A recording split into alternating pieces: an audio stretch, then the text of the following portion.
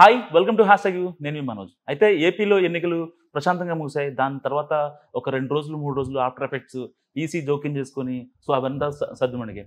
ఇలాంటి నేపథ్యంలో ఎన్నో సర్వేలు మరెన్నో రిపోర్టులు కూటమి మళ్ళీ అధికారంలోకి వస్తుందని చాలా రిపోర్టులు చెప్తున్నాయి. ఇలాంటి నేపథ్యంలో మనతో మాట్లాడడానికి రఘురామకృష్ణరాజు గారు మనతో ఉన్నారు. ఆయనతో మాట్లాడదాం. నమస్కారం సార్. నమస్తే మనోజ్. సార్ ఎలా ఉంది? చాలా రోజుల తర్వాత గ్రౌండ్లోకి వెళ్ళారు.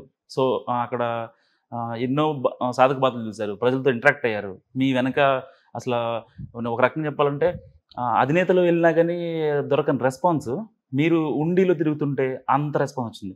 దానిపై మీ ఫీలింగ్ ఏంటి? ఎందుకంటే చాలా రోజుల తర్వాత అంటే నేను గత ఈ సంవత్సరం జనవరి నుంచే నేను వెళ్ళటం ప్రారంభించా. నేను ఊహించిన దానికన్నా కూడా చాలా అద్భుతమైన రెస్పాన్స్ ఉంది. ఎందుకంటే నేను జనాల్లోనే ఉన్నా ఇండైరెక్ట్గా. అవును, ఆల్మోస్ట్ ప్రతిరోజు వారానికి 5 నుంచి ఒక్కొక్క వారం 7 రోజులు నేను రచ్చబండ ద్వారా ఐఎమ్ విత్ పీపుల్. మామూలుగా నా నియోజకవర్గానికే పరిమితం అవ్వాల్సింది మరి జగన్మోహన్ రెడ్డి సరే చంపాలని చూసినా ఏం చేసినా రాష్ట్రం మొత్తానికి నన్ను సుపరిచితుడిని, ఈ అపరిచితుడు నన్ను రాష్ట్రం మొత్తానికి సుపరిచితుడు చేశాడు. ఓకే, అంటే మీ ఓన్గా మీకు ఆ క్రెడిబిలిటీ మీకు వచ్చిందని జనాలు అనుకుంటారు, కానీ మీరు ఆ క్రెడిట్ ఎందుకు జగన్కి ఇస్తారు? ఏదో మరి రేపో మాపు పోయేవాడిగా మాత్రం క్రెడిట్ ఇస్తే నష్టం ఉంది. సార్ ఉండిలో ఎంత మెజార్టీ వస్తుంది అనుకుంటారు మీకు? ఉండిలో నా అంటే పెసిమిస్టిక్ ఎస్టిమేషన్ వచ్చి 25,000. ఇట్ మే టచ్ 40, బట్ చూడాలి. ఆ శివరామరాజు అన్న తెలుగుదేశం ముసుగులో పోటీ చేసిన వ్యక్తికి వైఎస్ఆర్ సపోర్ట్తో ఈ పార్టీ నాకు అన్యాయం చేసింది అన్న ముసుగులో ఆయన వచ్చాడు. ఎందుకంటే ఉండి ప్రజల్లో పర్టికులర్గా కాస్త రాజకీయ చైతన్యం ఎక్కువగా ఉంటుంది. అక్కడ పార్టీని చూసో ఇంకొకరిని చూసో కాదు, అక్కడ ఆ మనిషిని చూసి ఓటేస్తారు. మీరు మీ నరసాపురం కాన్స్టిట్యున్సీకి ఎంత ఇదిగా చూస్తారో ఉండి ప్రజలకి బాగా తెలుసు. మీరు అక్కడికి వెళ్ళినప్పుడు కానీ వాళ్ళు జనాలు రిసీవ్ చేసుకున్న పద్ధతి, నన్ను జనాలు రిసీవ్ చేసుకున్న పద్ధతి అదొకటే కాకుండా ఆ ఓటింగ్కి బయట ఊర్ల నుంచి వాళ్ళ ఖర్చులు వాళ్ళే పెట్టుకుని ఎటువంటి సపోర్టు కూడా అడగకుండా మరి వాళ్ళు వచ్చిన విధానం అదంతా చూస్తే ఓవర్వెల్మింగ్ సపోర్ట్ అయితే కనపడుతుంది. నేనేంటంటే కన్జర్వేటివ్గా 25,000 అనేది least, may cross 35 and touch 40 అనేది ఒక అంచనా. రఘురామకృష్ణరాజు అని నేను హోంమంత్రిగా ప్రమాణం స్వీకారం చేస్తున్నాను, ఆ వర్డ్ వినాలనుందా?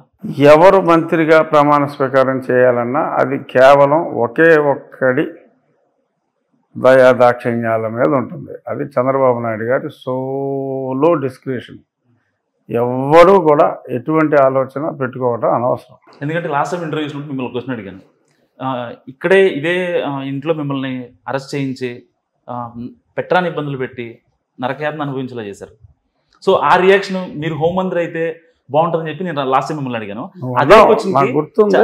చాలా మంది ఏమని పెట్టారంటే కామెంట్స్, రఘురామకృష్ణరాజు హోంమంత్రి అవ్వాలి, ఆయన హోంమంత్రి క్యాండిడేట్, ఆయన చాలా లాయల్ పర్సన్, హంబుల్ పర్సన్, అలాంటి వ్యక్తి హోమ్ మినిస్టర్ అయితే వైసీపీ నేతలకి పిచ్చెక్కిస్తారు అనే కామెంట్స్ చాలా వచ్చాయి. వాళ్ళు ఏం చెప్తారు అంటే అక్కడ ఏంటంటే నేను ఒక్కనే కాదు, నాలాగా కొన్ని లక్షల మంది సఫర్ అయ్యారు. నా సఫరింగ్ హైలైట్ అయింది ఎందుకంటే ఒక పార్లమెంట్ ఎంపీగా ఉంటే కూడా, ఒక మెంబర్ ఆఫ్ పార్లమెంట్గా ఉంటే కూడా మరి ఇంత దారుణంగా చెత్తకొట్టారు అంటే అది ఎక్కువ హైలైట్ అయింది. బట్ నాలాగా ఎంతోమంది దెబ్బలు తిన్నారు. ఆ దెబ్బలు తిన్న వాళ్ళు ఇప్పుడు వాళ్ళ దెబ్బలు తిన్న వాళ్ళ ప్రతినిధిగా నన్ను అలా చూడాలి అనుకుంటున్న మాట చాలా వరకు నిజమే. కానీ దానికి హోంమంత్రే కావాల్సిన అవసరం లేదు. డెఫినెట్గా ఆ బాధ్యత అయితే నేను నెరవేరుస్తా. ఏది అన్యాయంగా అక్రమాలు చేసిన పోలీసుల్ని శిక్షించే బాధ్యత దానికి ఎమ్మెల్యేగా ఉంటే చాలు. లోకేష్ లాగా రెడ్ బుక్ ఏమైనా పెట్టుకున్నారా మీరు? అంటే మీకు అంటే అంత ఇప్పుడు అలాగే లోకేష్ గారు మా నాయకుడు, ఆయనతోనే కలిసి పనిచేస్తాం. అంచేత ఆయన దగ్గర బుక్ ఉంటే మళ్ళీ మా దగ్గర బుక్ ఉండాల్సిన అవసరం లేదు. We all will sail with him. అవసరం లేదు. మంత్రి అది only the description of CM. ఆయన మైండ్లో ఏముందో ఎవరికే తెలియదు. సార్ బేసిక్గా ఇప్పుడు ఎలక్షన్ అయిన తర్వాత జగన్ విదేశాలకు వెళ్ళిపోయారు, చంద్రబాబు కూడా విదేశాలకు వెళ్ళిపోయారు. సో ఇలాంటి నేపథ్యంలో ఎక్కడొచ్చిందంటే కరెక్ట్గా ఐపాక్ ఆఫీస్కి వెళ్ళినప్పుడు జగన్ 151+ మెజారిటీ మనకు వస్తుంది, లాస్ట్ టైం కంటే మనం ఎక్కువ స్థానంలో గెలవబోతున్నాం, యాజ్ వెల్ యాజ్ లోక్సభ కూడా. సో అంటే కింద గ్రౌండ్లో ఉన్న బెట్టింగ్ రాయల్ని ఒక రకంగా ప్రోత్సహించారని చెప్పాలి. అంటే వాళ్ళకు ఒక ధైర్యాన్ని నింపారు వాళ్ళలో. అక్కడ ఇక్కడ మాత్రం కూటమి నుంచి మాత్రం ఎవ్వరు కూడా అటు బాబు గారు కానీ, పవన్ కళ్యాణ్ గారు కానీ, లోకేష్ గారు కానీ ఎవ్వరు కూడా చాలా సైలెంట్గా ఉన్నారు. అంటే విజయం తెలిసిందనే సైలెంట్గా ఉన్నారా, లేకపోతే కార్యకర్తలు ఎందుకు భరోసా ఇవ్వడంలో మైనస్ అయ్యారు? విజయం తెలుసు కాబట్టి, కార్యకర్తలకు కూడా విజయం సంగతి తెలిసిపోయింది కాబట్టి క్వైట్గా ఉన్నారు. సో వాళ్ళు అసలు కనీసం ఆ డ్రామా ఆడినప్పుడు కూడా జగన్మోహన్ రెడ్డి అట్లీస్ట్ వాళ్ళకి ముందే ఎన్ని సీట్లు వస్తాయని ఇతను అడిగి వాళ్ళు 151 దాటుతాయండి అని చెప్పి వాళ్ళు చెప్పుంటే కొంచెం న్యాచురల్గా ఉండేది.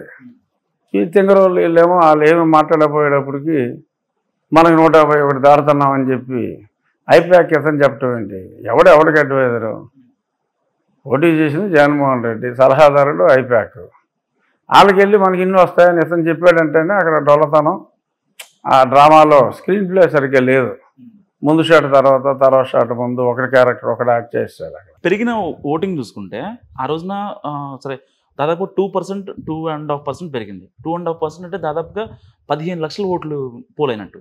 సో ఇటు పోస్టల్ బ్యాలెట్లు కూడా ఎప్పుడు 180,000, 160,000కి వచ్చేవి, ఈసారి 4 లక్షలకి వెళ్ళాయి. 5,36,000 ఫైనల్గా. సో ఇలాంటి నేపథ్యంలో ఈ పెరిగిన ఓటింగ్ ఎటుందనుకోవచ్చు. వాళ్ళది ఏమంటే మహిళలు మాకు పెద్ద ఎత్తున ఓట్లు వేశారనేది వైసీపీ నేతలు చెప్తున్నమాట. స్టెప్ బై స్టెప్ వద్దాం. ఈ పెరిగిన ఓటింగ్ ఏదైతే ఈ ఎంప్లాయీస్ పెరిగిందో అది పూర్తిగా మా కూటమికి అన్నది నీకు లేటెస్ట్ సజ్జల మాటలు కానీ, పేరు నాని గారి మాటలు కానీ వింటే అర్థమైపోతుంది. కుర్రో మర్రో అని పిల్ల చచ్చిన కోతిలాగా ఏడుస్తున్నారు వాళ్ళు. ఇలాగ ఆ సంతకం లేకపోతే కుదరదు, ఆ సీల్ లేకపోతే కుదరదు, ఆ దేశం అంతా ఒక రూలు, ఇక్కడ ఒక రూల్ మాట్లాడతాడా ఈయన మేనా అని పిచ్చి పిచ్చిగా మాట్లాడుతున్నారు. దాన్ని బట్టి అక్కడ వీళ్ళకి వచ్చి ఓట్లు హొలక్కి అన్న సంగతి అర్థమైపోయింది. ఇక నెక్స్ట్ మహిళలు. అసలు మహిళలు జగన్మోహన్ రెడ్డికి ఎందుకు ఓటు వేయాలి? మద్యపాన నిషేధం అని చెప్పి వాళ్ళని అట్రాక్ట్ చేశాడు. అసలు మద్యపాన నిషేధం ఇప్పుడు చంద్రబాబు గారు చేయాలన్నా చేయడానికి వీలు లేకుండా దాని మీద ఒక 50,000 కోట్లు అప్పు లేపాడు. ఎవడు చేయాలన్నా కూడా చేయలేడు. ఇప్పుడు అది ముందు బాకీ కట్టాలి, అది అయ్యే పని కాదు. సో అంచేత అసలు ఎవరో కూడా నిషేధించడానికి వీలు లేకుండా ఆ స్కీమ్ని చేసి మహిళల్ని తడిగుడ్డతో గొంతుకోశాడు.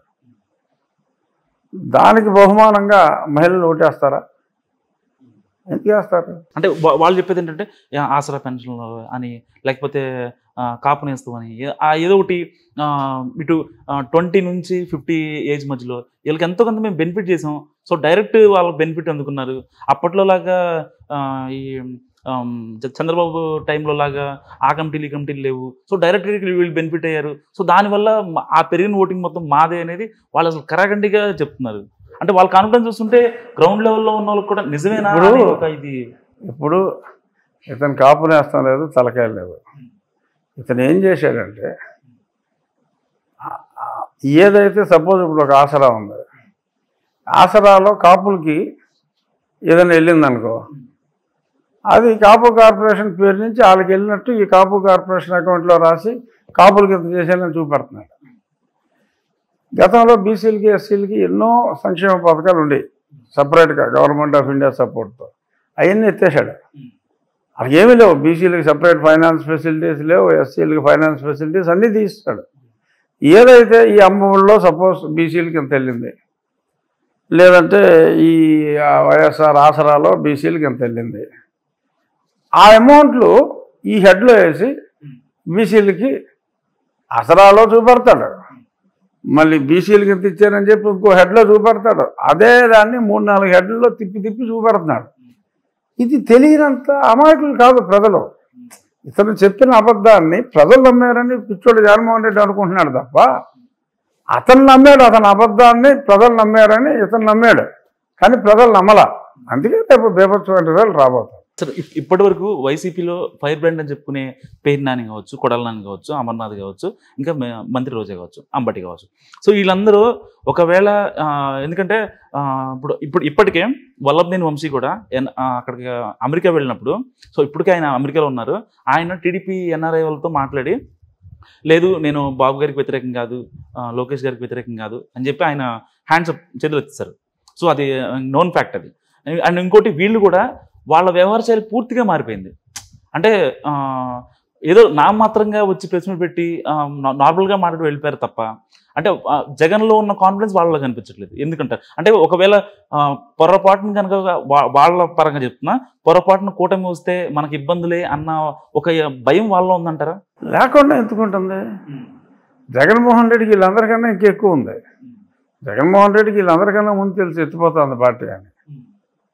సో అతను ఏంటంటే అలా అసలు కౌంటింగ్కి ఏజెంట్లు రారు, లేకపోతే ఈలోపు చక్కబెట్టుకోవాల్సిన పనులు ఉన్నాయి. వైజాగ్లో దొంగ రిజిస్ట్రేషన్ చాలా చేసుకోవాలి, అధికారులు కోఆపరేషన్ కావాలి, ఈ అన్నింటి కోసం వస్తున్నాం అని చెప్పి అసలు వైజాగ్లోనే ఎక్కువ దోచుకున్నది రిజిస్ట్రేషన్లు పెండింగ్ పనులు ఉన్నాయి కాబట్టి స్వేరింగ్ ఇన్ విశాఖపట్నంలో అని ఒక రకమైన హైప్ తీసుకు రావాలని ట్రై చేశారు. అక్కడ మళ్ళీ ఫెయిల్ అయ్యారు. పోలింగ్ రోజున పర్టికులర్గా ఇప్పుడు వైసీపీ తరఫున ఏజెంట్లు కానీ వాళ్ళు ఏం చేశారంటే పోటీ అంటే నామాత్రంగా ఇండిపెండెంటో లేకపోతే బీఎస్పీ పార్టీయో వాళ్ళ తరఫున కూడా వీళ్ళు ఒక ఇద్దరు ఏజెంట్లు పెట్టుకొని వైసీపీ అంటే అక్కడ ఇప్పుడు ఒక చోట బీజేపీ, వైసీపీ, బీఎస్పీ పోటీ చేస్తున్నాయి అనుకోండి కూటమిలో భాగంగా.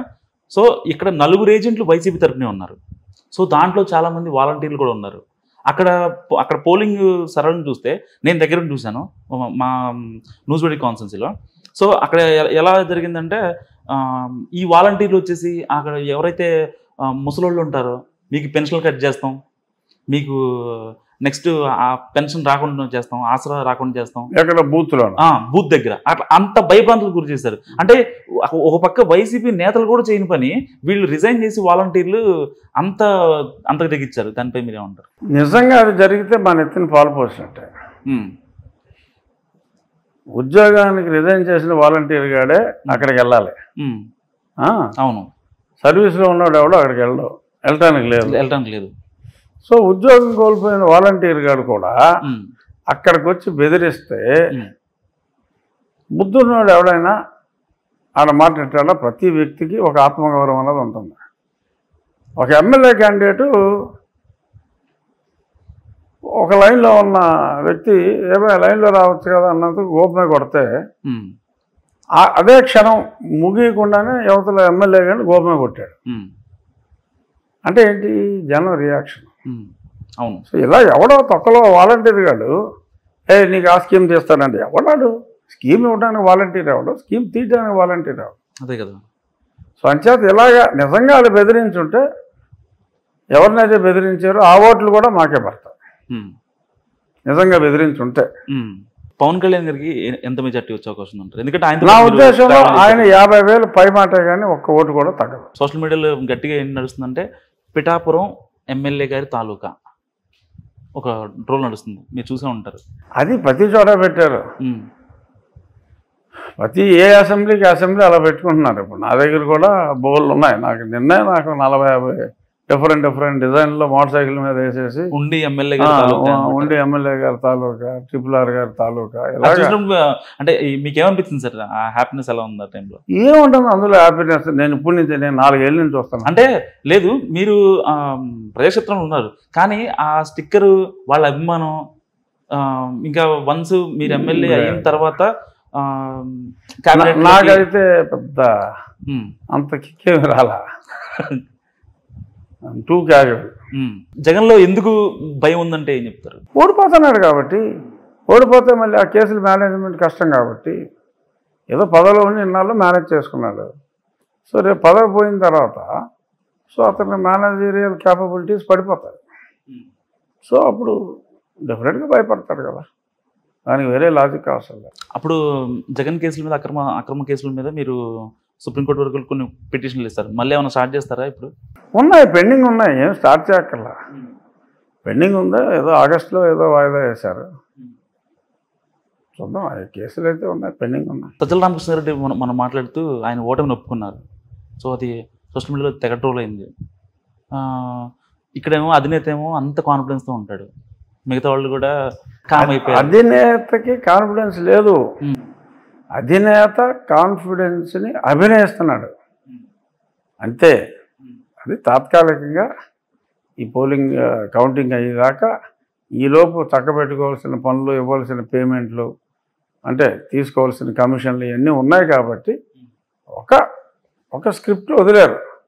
బట్ నాయకులకు తెలుసు, సజ్జల గారికి తెలుసు, ఒకవేళ ఆ స్క్రిప్ట్ చదవాలన్నా కూడా, ఎవరు మాట్లాడినా కూడా వాళ్ళ ముఖాల్లో ప్రాతకాలు అయితే కనపడుతుంది.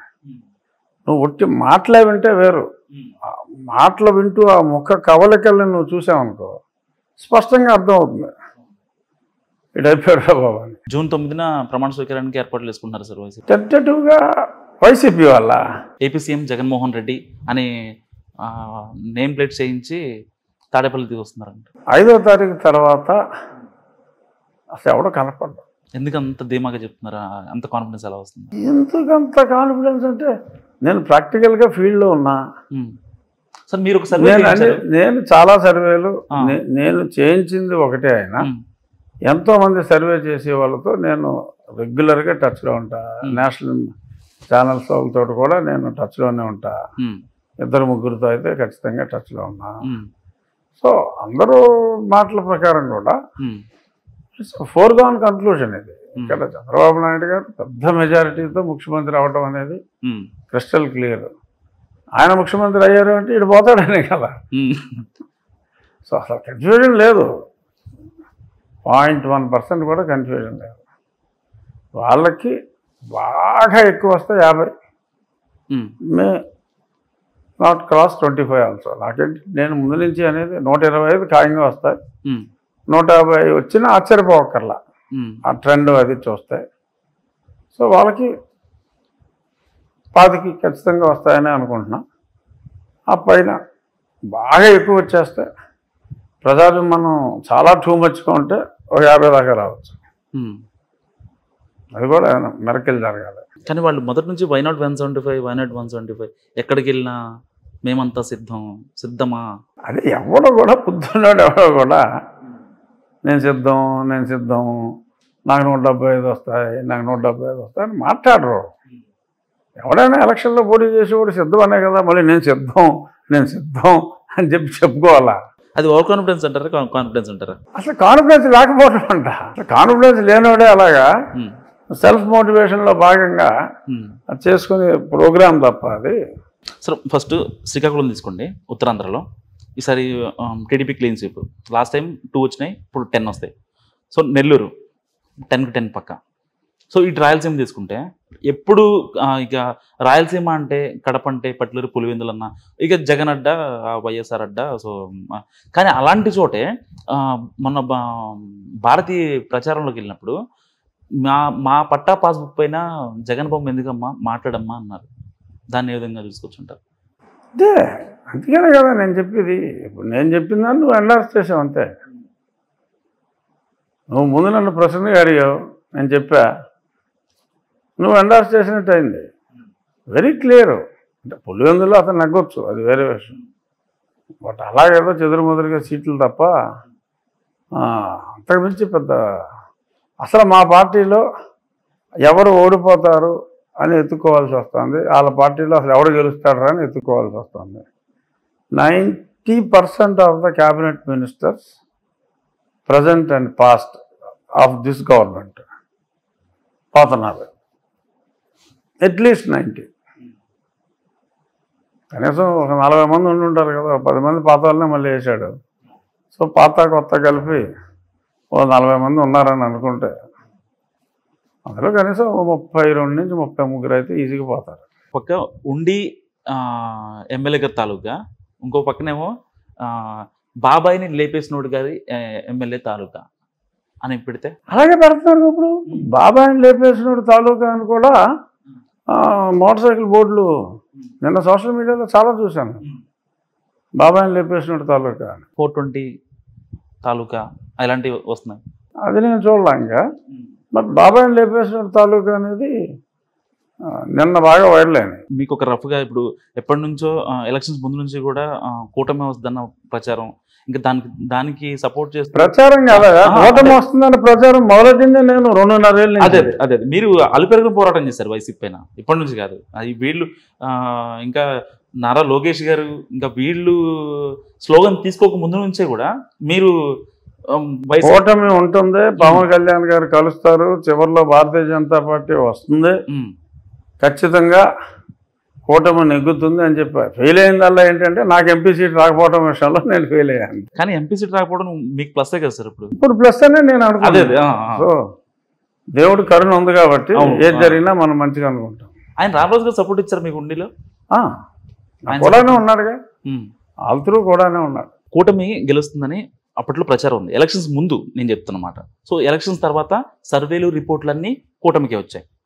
మ్యాక్సిమం 90% కూటమి గెలుస్తుందని ఇంకా అందరూ చాలామంది పత్రికల అధినేతలు కూడా అటు ప్రోగా ఉన్నవాళ్ళు, వైసీపీ ప్రోగా ఉన్నవాళ్ళు కూడా చిట్ చాట్లో మాట్లాడుకున్న మాటలు ఏంటంటే, లేదు కూటమికి 130, 140 అని చెప్పను కానీ 100+ కూటమి గెలుస్తుంది, కూటమే అధికారంలోకి వస్తుందని చెప్తున్నమాట. సో అంటే మీకు ఒక రఫ్గా ఒక అంచనా, అంటే క్యాబినెట్ కూర్పు గురించి మీకు ఒక రఫ్గా మీరు ఒక ఎజంప్షన్ ఉంటుంది కదా మీకు మైండ్లో, మెయిన్ ఇల్లు తర్వాత హోమ్ ఈ వీళ్ళు ఒకవేళ మైండ్లో ఏదైనా అజంప్షన్ ఉన్నా అది మాట్లాడే హక్కు మనకు లేదు. అంటే నార్మల్గా అంటే మీ పర్టికులర్గా అని చెప్పను, మీకు ఏదని చెప్పలేదు అంటే మీతో పాటుగా మీరు పక్కా ఉంటారు. అసలు మాట్లాడే హక్కు ఎవరికే లేదు, ఒక్క ముఖ్యమంత్రి తప్ప. సో అంచేత అసలు దాన్ని పక్కన పెట్టేది, ఎవడో మాట్లాడకూడదు. అది రూల్, దట్ ఈస్ ఇప్పుడు ముఖ్యమంత్రి గారికి ఉన్న విస్తృత అధికారం అది. సో దాని గురించి మనం అసలు నోరు ఎత్తకూడదు, అది ఇన్కరెక్ట్. అంచేత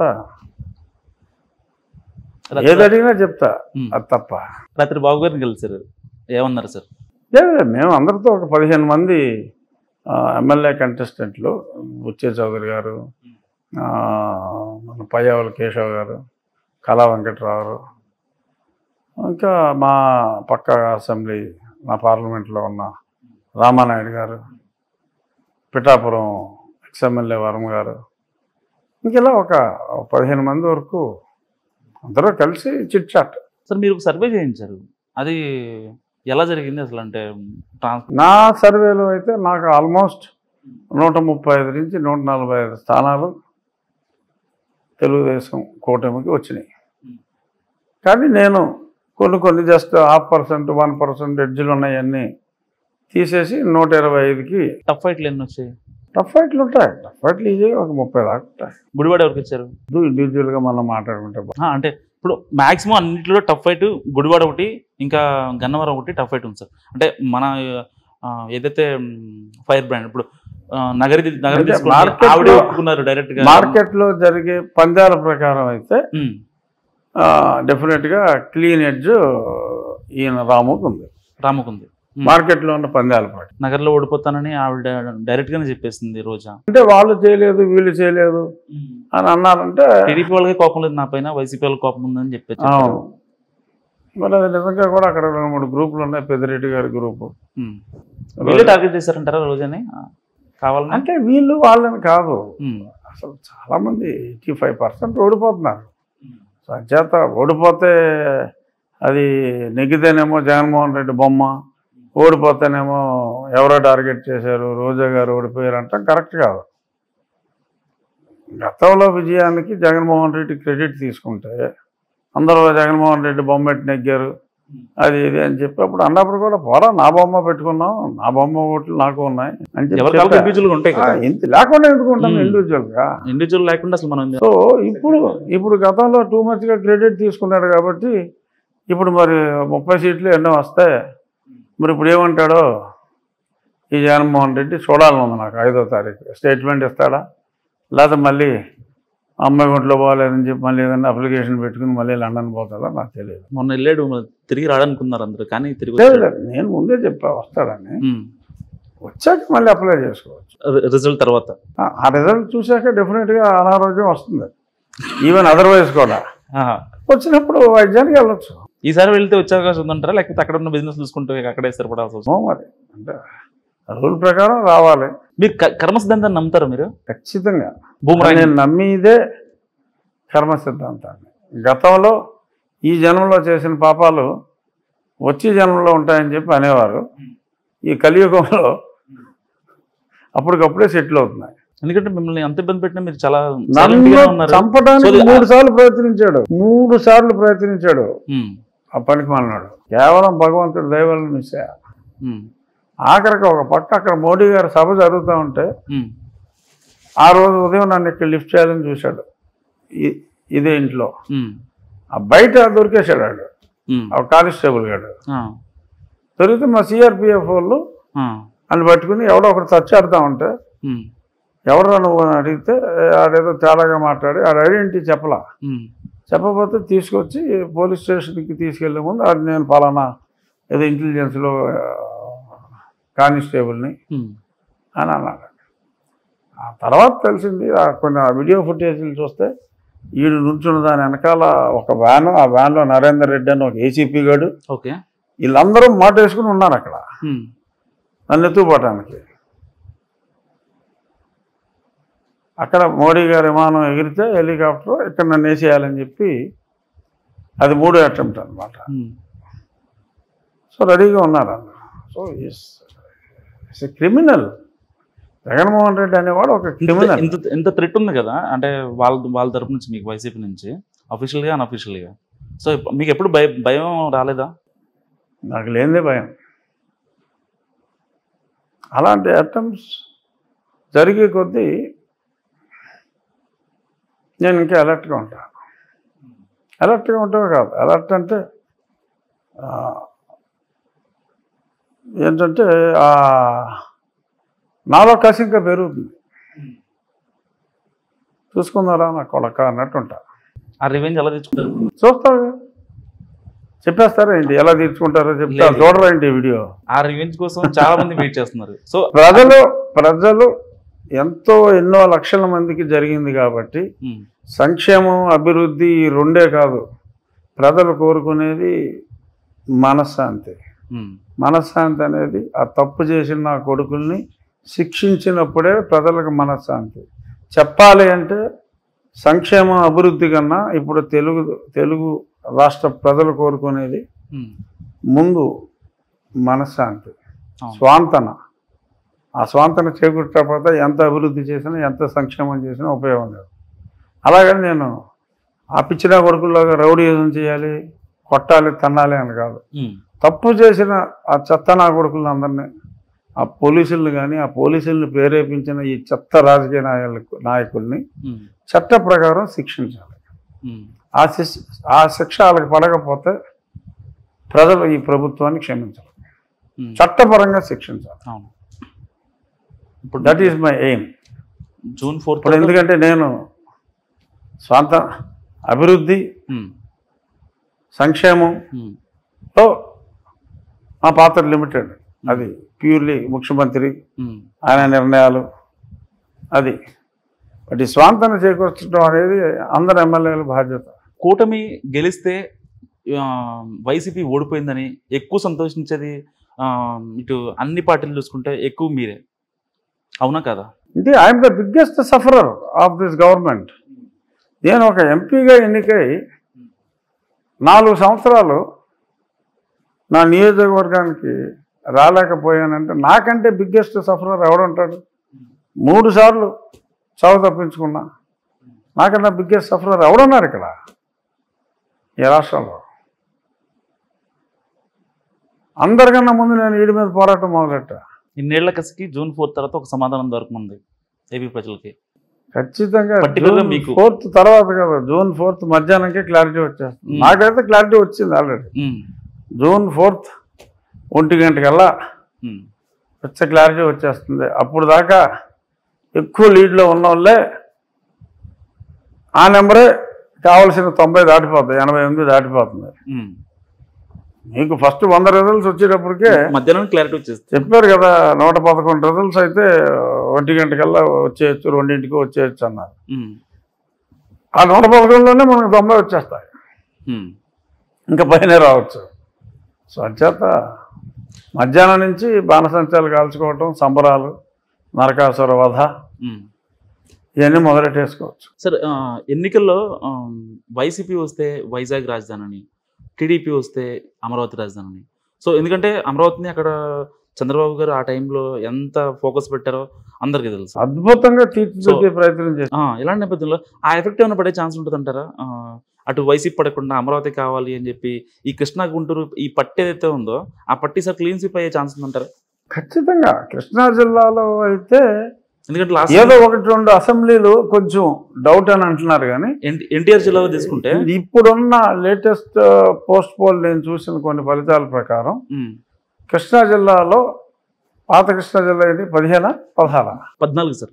14 నందిగామ, జగ్గైపేట, నూజివీడు, తిరువూరు, విజయవాడలో 3, ఇటు గన్నవరం, గుడివాడ, అంతే.